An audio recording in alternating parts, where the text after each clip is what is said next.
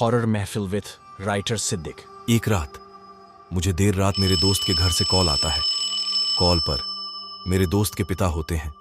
वह कहते हैं, अमन, तुम्हारे दोस्त सतेंद्र की अचानक तबीयत बहुत बिगड़ी हुई है, तुम जल्द से जल्द शहर आओ, वह तुम्हें बहुत पुकार रहा है।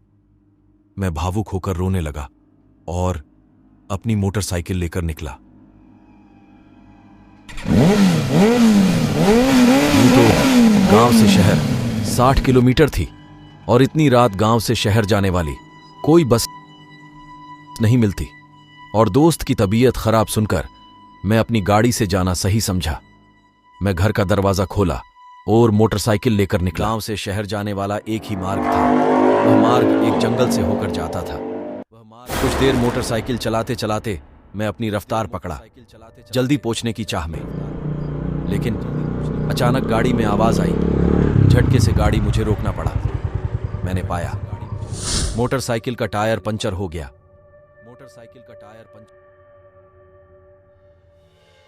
अब इसे हालत में करूं तो क्या करूं? गाड़ी साइड में लगाकर मैं पैदल आसपास कोई मदद के लिए खोजने लगा, परंतु कोई नहीं मिला। कुछ देर सड़क पर बैठा, कोई सवारी मिली, वह भी नसीब नहीं हुआ। अब बारिश होने लगी।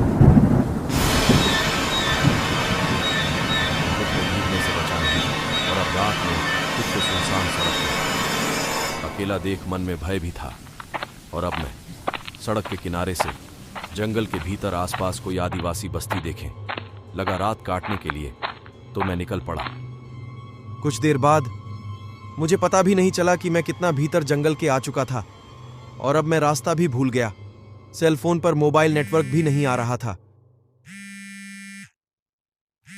अचानक से मैं देखा कि एक गुफा थी मेरे सामने। अब मन में एक सवाल था, रात भी निकलना है और सेलफोन की बैटरी भी आखिर स्टेज पर थी।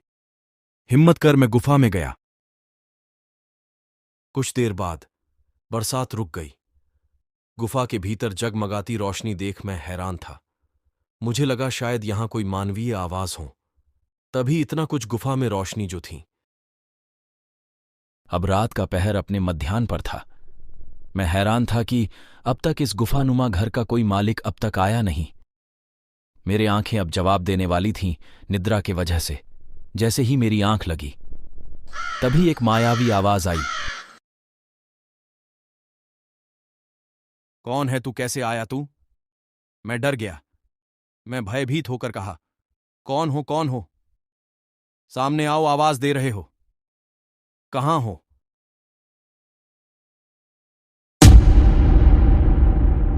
तभी एक शैतानी जिन्न सामने आता है, कहता है, बोल देख सामने हूं तेरे। और वह शैतानी आवाज में हंसने लगा। मैं खुद को संभाल नहीं पा रहा था कि जिन्न अपने मायावी ताकत से अपने रूप बदलने लगा। कभी वह जंगली जानवर बन जाता, तो कभी लड़की, तो कभी मेरा दोस्त का रूप ले लेता।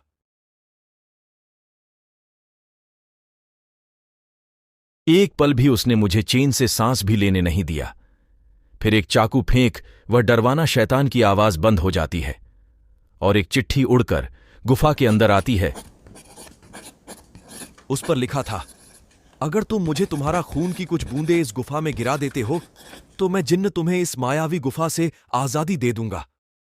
लेकिन खून देने से पहले सोच लेना, तुम अगर पलटे तो तुम्हारा सर तुम्हारे जिस्म से अलग हो जाएगा।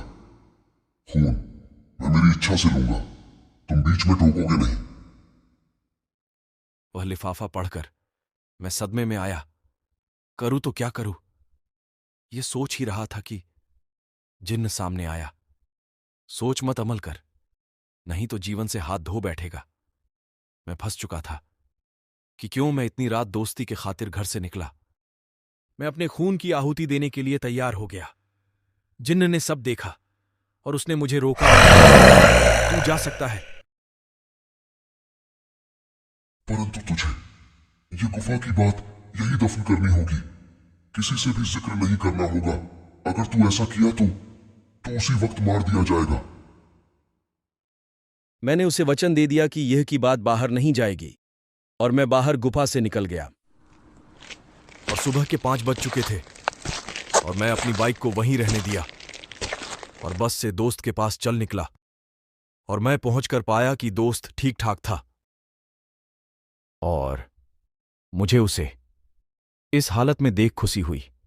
सब कोई कल रात के बारे में पूछने लगे, तू आया क्यों नहीं? मैं चाहकर भी कुछ नहीं कह सकता था और बुरे सपने के रूप में वह अज्ञात गुफा शैतानी दास्तां को खुद के भीतर समा लिया और भुला दिया। ऐसी और हॉरर स्टोरी देखने के लिए हमारे चैनल हॉरर महफिल को लाइक एंड सब्सक्राइब करें।